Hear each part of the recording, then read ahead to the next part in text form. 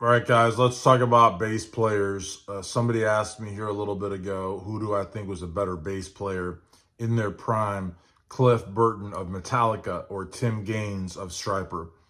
What's going on, everyone? Thanks for watching Sight Sounds Flavors on YouTube, sightsoundsflavors.com. If at any point in time you like the video, smash that like button.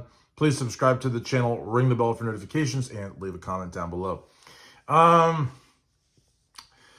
Well, two different styles of music, one born out of thrash, the other born out of hair metal, I would say. Maybe some, late 70s sort of glitz type inspirations. In Metallica, you had a very weak drummer in Lars Ulrich, very, very weak drummer. You had a very good guitar player in Dave Mustaine. Then you had the guy from Exodus that joined them. I forget his name. The fill-in guitar player that joined in to fill in Dave Mustaine's shoes. He was a good guitar player. James initially was a guitar player, put the guitar down, I think, or something. He can't play leads. He just plays rhythms. He's just a rhythm guitar player. So, I mean, he's not like, a guitar god. I mean, guy could probably, play some scales, that sort of thing. But rhythm guitar players generally are very insignificant members of bands. So they don't really have like a really strong guitar player. They had a phenomenal lead guitar player in Dave Mustaine, who went on to form the multi-platinum band Megadeth. Lars is a horrible drummer. And Kirk Hempstead, I think is his name. He's the guy that replaced Dave Mustaine. He's been in the band for a few years, and he's all right. He's nothing to write home about. But Cliff Burton, on the other hand, I think, brought a lot of talent to the band. I mean, he was a much more talented guitarist than Jason Nelson, I think. Jason Nelson is the guy that replaced him. And now they've got, who do they have now? I think they have Rudy Sarzo, I think. It's a Spanish guy. I'm not sure. It doesn't really matter. Not a very good bass player either. But Cliff Burton, though, was epic. And he used to headbang and he used to play the guitar. Well, he used to play the bass like a guitar. I think there's a lot of similarities in Cliff Burton's approach to bass playing and Lemmy Kilmister's of Motorhead. They sounded nothing alike, but I think they both were very aggressive with the bass. I think somebody else that's very aggressive with the bass like that would be Matt Freeman. Well, actually, not really. That's not really true. Matt Freeman's a hell of a great bass player for Rancid. It's hard to, Duff can be hard on the bass, but in a punk rock style. No, you know what? I think that Cliff and Lemmy had a lot in common. So I think that, I almost feel like Cliff's bass playing probably put Metallica on the map. Between Cliff's bass playing and Dave Mustaine's guitar work, they ripped Dave off for 3 albums. The first album was all his, and then there was the second album. Even the third album had elements of his songs. I mean, they really ripped him off. But, I mean, and who knows, when I say they ripped him off, I mean, he's left specific instructions not to use his material. I'm sure they paid him, but I don't even know if they paid him all that well either, because I think there was some court fights. But I mean, Lars Ulrich as a drummer can't find his way out of a wet paper bag, and James Hetfield, without, guys like Dave Mustaine and Cliff Burton at that time, couldn't have gotten arrested in a phone booth. I mean, these guys were just not rock stars, you know what I mean? Not rock stars at all. So I think Cliff Burton really helped them out a lot. And then you look at Stryper. The Sweet Brothers obviously were the ones that got most of the attention. Robert and Matthew, I think. Matthew Sweet and Robert Sweet, right? Is that right? So they got a lot of support. A lot of the male fans went crazy for them and that sort of thing. And the guitar magazines, MTV, everybody kind of fawned over the Sweet Brothers. They also looked at Oz Fox. Oz Fox, rhythm and lead guitar player, celebrated a 4 and 6 stringer because, Oz also played some bass on the back end, when, they couldn't they couldn't work with Tim, who's I'm going to talk about here in a little bit. But Oz Fox is a very skilled musician. All of these guys, Oz, the Sweet Brothers, they all did very well with male rock fans, you know.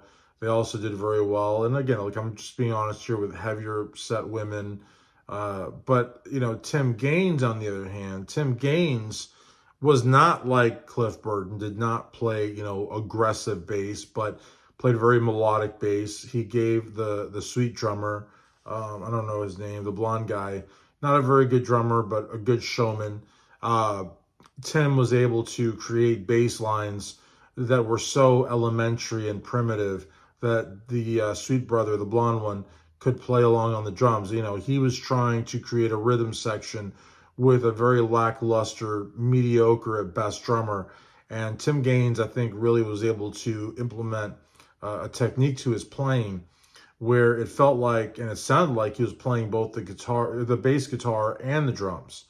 And I think that Tim, as a bass ace, a bass god, really just really thought outside of the box. And what he was able to do with 4 strings and 20 plus frets, 21, 22 frets, was really nothing short of amazing. I mean, you had, well, I'll tell you, I mean, the single biggest reason that Stryper started attracting women under 200 pounds was Tim Gaines' bass playing.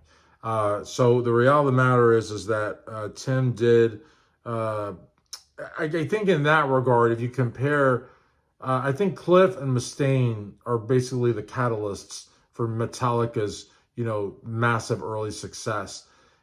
With Stryper, I think that they signed to Enigma, which is a massive label, powerhouse label, huge label. I mean, Enigma was it.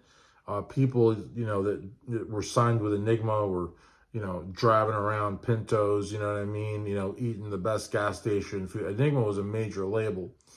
And they were able to get signed with Enigma. But I'll tell you something, it was Tim Gaines that really just did it. You know, Tim Gaines just put those guys on the map, especially with women under 200 pounds, you know, and Cliff Burton, I feel like Cliff Burton put those guys, Metallica, as well as legendary lead guitarist Dave Mustaine, in a category all their own. Really gave them street cred. You know, like you look at NWA, Eazy-E was from the streets, Dr. Dre was not. It's the same thing with Metallica, you know. Eazy-E was to NWA what Dave Mustaine and Cliff Burton were to Metallica. You know, Jason, who is Jason? Jason. I don't know who that is, but James and Lars would probably be playing at an Applebee's right now. You know what I mean? At a Howard Johnson, if those things still existed. They were not going to be rock stars. If it wasn't for them basically pirating, using, stealing, borrowing without permission, Dave Mustaine's music and lyrics, they would not be talked about today. They would be playing, you know, at a Days Inn somewhere, you know, for a couple of rooms for each of them, and, you know, I don't know, vouchers to Golden Corral. You know what I mean? Like at best. I mean, maybe bagging some Taco Bell, you know, drive-through attendance or something, but not anything like what they have right now. You know what I mean? So basically, I feel that, and also the Stryper guys, you know, like the Stryper guys, they were pulling a lot of Mrs. Garrett, you know, Gloria Stivic looking women, you know, B. Arthur type looking women. And when Tim Gaines joined the band and he started, you know, fingering those 4 strings and that fretboard, you know, you started having, you know, like a lot better looking women, you know what I mean? So in any event, I mean, you could say that, you know, Tim had nothing to do with it, but as soon as Tim started playing the bass, the women got in their face. You know what I mean? Like it was just like a chick magnet.